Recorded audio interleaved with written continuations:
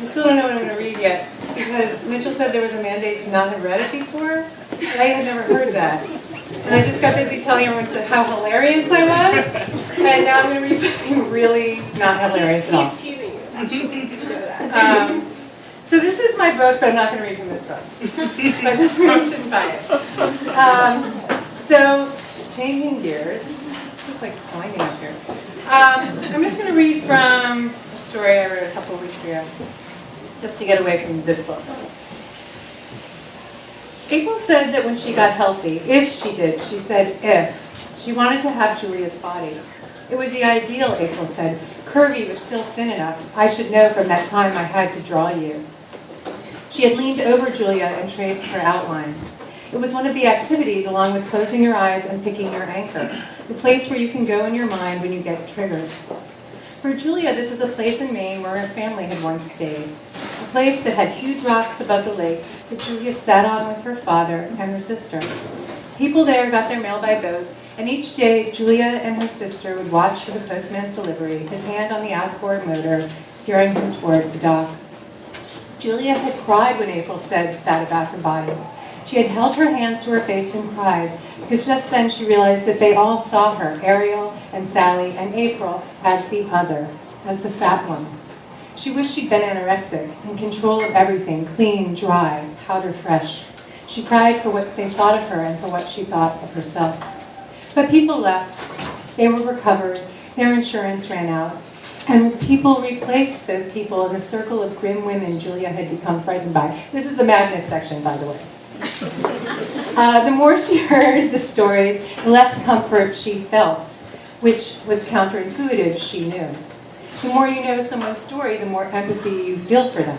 That is what Julia would tell her patients later.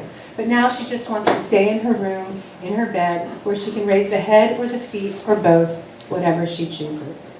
There was one particular replacement that would stay with Julia, a woman who came in late at night.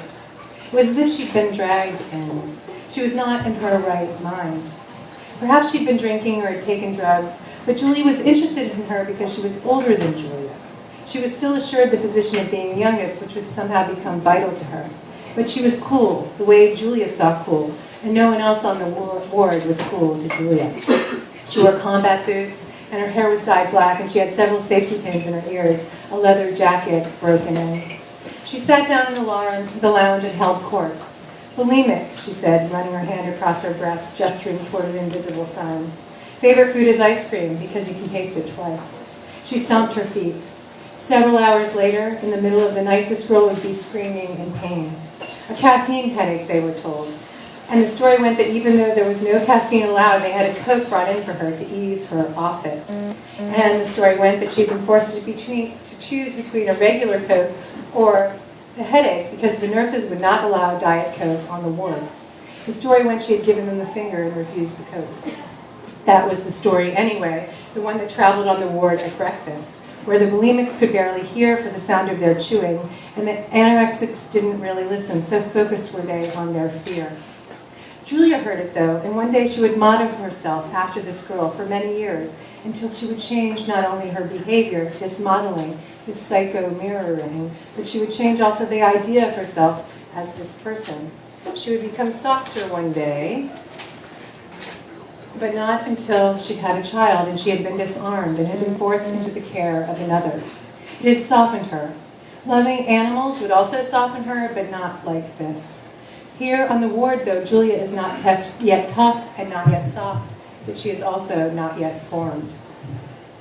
The nurses cut wide, long pieces from enormous rolls of yellow paper. Choose a partner, they said. Lie down. Have someone trace your outline. April clasped Julia's arm.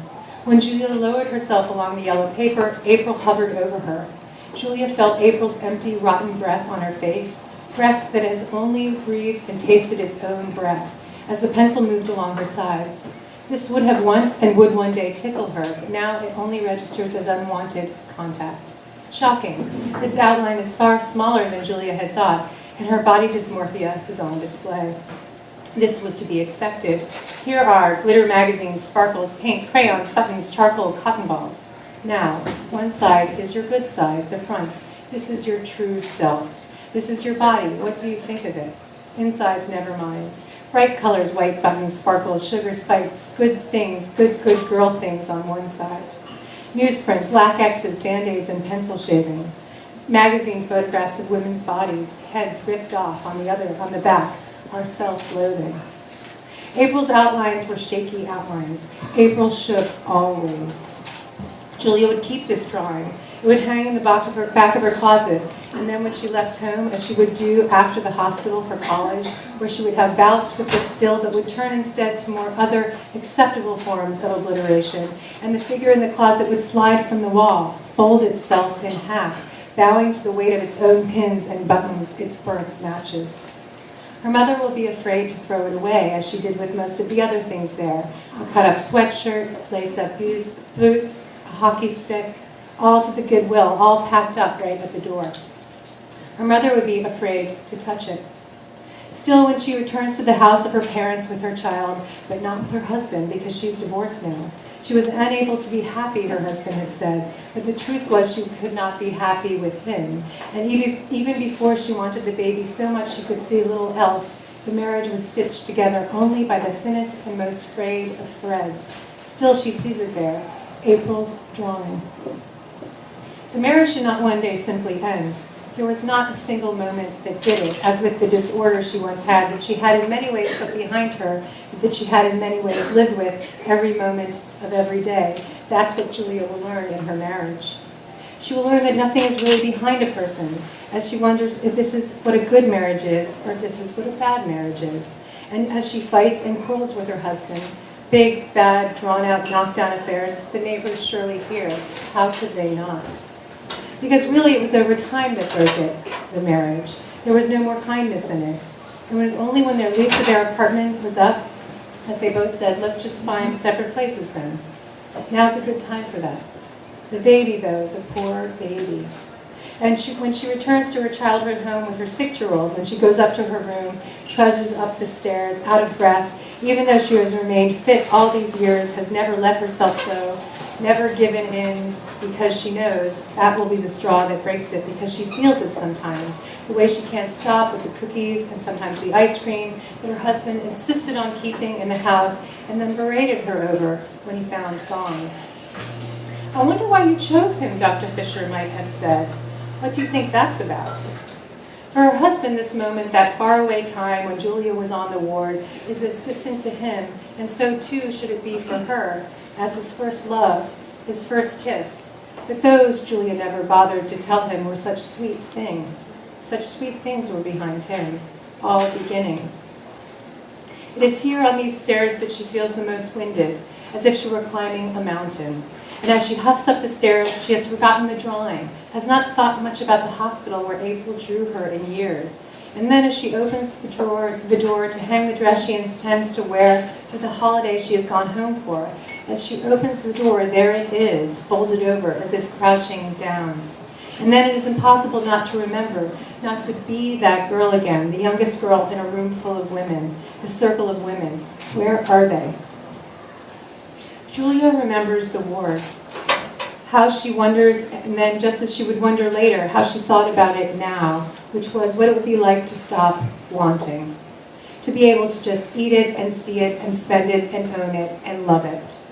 She knew that what she had done to herself as a teenager was a way around this issue, to have what she wanted and to rid herself of it, though that was not true want, she would one day realize. She had not wanted any of that. Want is deep and big and horrible, and it cannot be chased down. When she opened the closet to hang her dress, she saw it there, the drawing.